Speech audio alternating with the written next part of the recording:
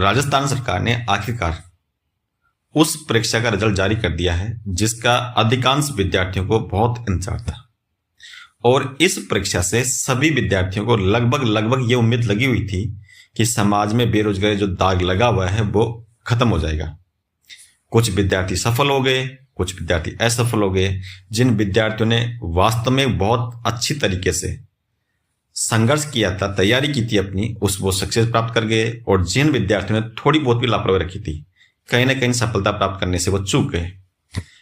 जिंदगी में सफलताएं असफलताएं मिलती रहती है, लेकिन याद रखिए सफल वही होता है जिंदगी में जो असफलताओं से सबक लेके, उनसे सीख लेके और अपने संघर्ष को कंटिन्यू जारी रखता है। एक ना एक दिन वो भी सफलता की कहानी कर देता है।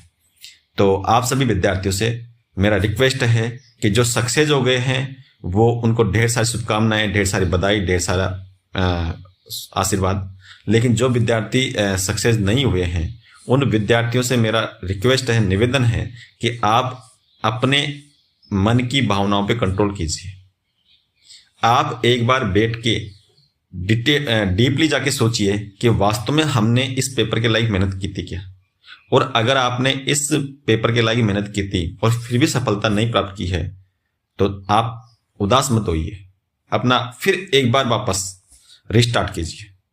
क्योंकि आपने मेहनत की है और सफलता प्राप्त नहीं की है तो कहीं ना कहीं गलती तो रही है ना हमारी।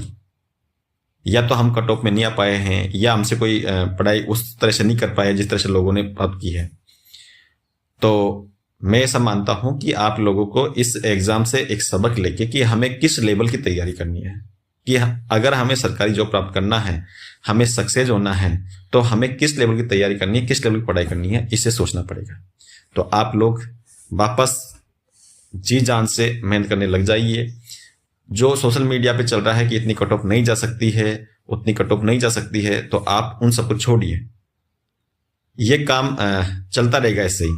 हर एग्जाम के रिजल्ट के आने के बाद में कहीं ना ऐसा कुछ लोग प्रचार चलाते हैं, अभियान चलाते हैं कि ये कैसे हो गया, इतना तो होना नहीं चाहिए था, इतना नहीं होना चाहिए था। मुझे भी थोड़ा सरप्राइज हो रहा है कि इतनी कट ऑफ शायद मुमकिन नहीं थी। लेकिन जब अगर आप देखते हैं, अंदर जाके देखते हैं, तो हम पाते हैं कि इस एग्जाम में जो व्यक्ति 4th ग्रेड की तैयारी कर रहा था उसने भी दिया है, और जो व्यक्ति RAS की तैयारी कर रहा था उसने भी दिया है।